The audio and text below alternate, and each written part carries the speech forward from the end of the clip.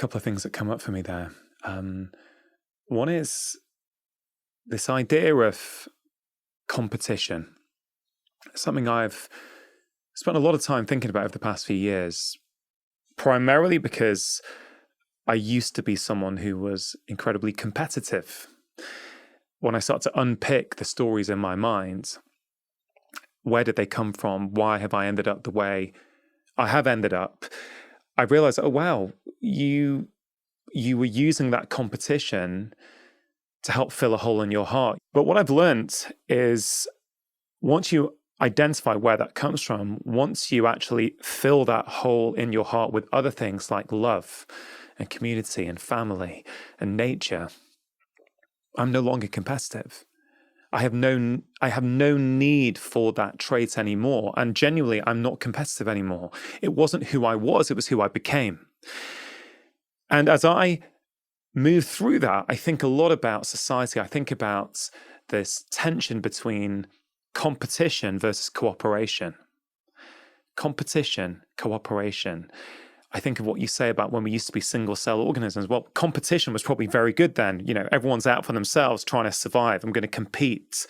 But as we become multicellular, as we need the other cells, the other bacteria, the viruses, the other organisms in order to thrive, well, we no longer need competition. We need cooperation. And I think that works for me on an individual level. I think it works in terms of human health, in terms of what you're talking about. But it's a wider problem in society, isn't it? This kind of tension between competition and cooperation. It's a beautiful observation. The microbiome teaches us, maybe another deeper lesson here, which is pretty interesting in that as we really start to understand how the microbiome functions, because it actually functions as a whole. It doesn't function as Staph aureus bacteria against strep bacteria, which is what we thought, again. But it's more back to that story of the weeds. If you bring in enough biodiversity, there is no competition.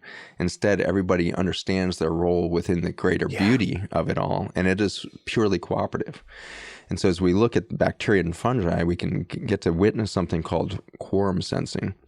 Whereas when you get enough bacteria in a petri dish growing, they suddenly do something very bizarre. They go into something called quorum sensing, where they start to behave as a collective, and they do things that no single species within the group could have done.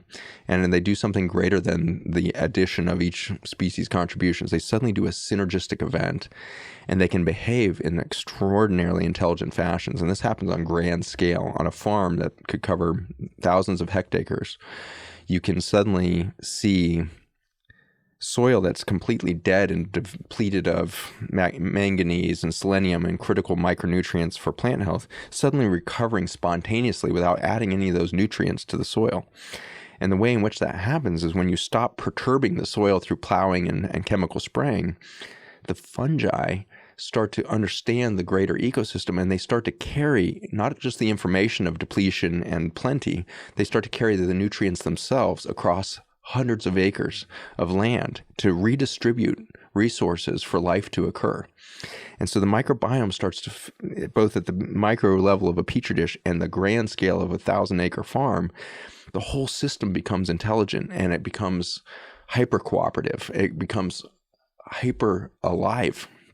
This life force becomes so thriving that it has a creativity to it in and of itself. And not only is it going for the diversity that is known, it's pushing for a diversity that's never been seen before.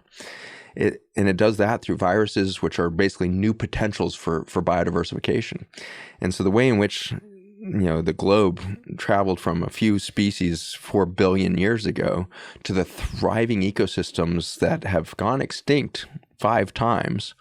And with each great extinction event on this planet, we see an explosion of biodiversity after the extinction, because the stress level of extinction created a bunch of viral new information of new possibilities. When an organism is stressed, it tries to find new avenues to thrive, and it puts out those potential avenues through viruses. So when we see an explosion of viruses on the planet, we know that we're putting extinction level stress on all of the organisms of the earth. And the result is that when the extinction pressure, in this case humans, but historically it was an asteroid that killed out topsoil or whatever the existential threat is, when that threat is gone, life comes back so fast and furious in a diversification event that had never occurred before. And so before the last extinction 60 million years ago, we had dinosaurs and ferns as kind of the macro flora and fauna. After the extinction, we see life return with deciduous trees, flowering plants, fields of wildflowers of insane diversity. We see it go from reptiles to birds to mammals. We see this intelligence emerging, not only intelligence, but biodiversity, and the intelligence probably coming from the biodiversity. Now that we understand those fingers on the keyboard, the more biodiverse the ecosystem, the more intelligent potential there is for that quorum sensing to happen across all species. And we express life as this vibrant epicenter of possibility at a more extreme level.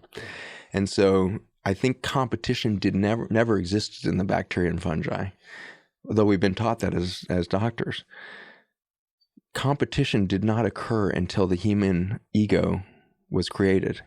And the human ego became necessary the moment we thought we were separate and against nature. Being separate from suddenly created an immediate scarcity event. And when things become scarce, we become defensive. And the egoic mind is our ultimate defense structure that we all have tapped into to protect our minds and our bodies and spirits against this existential fear that we are isolated, alone, that we're separate from nature and it's against us. And we're boxing ourselves in more and more furiously these days in a fear of this nature.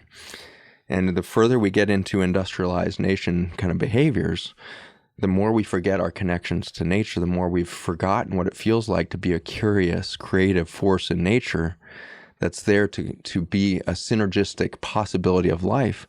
And we start to back in ourselves into these little corners of defensiveness.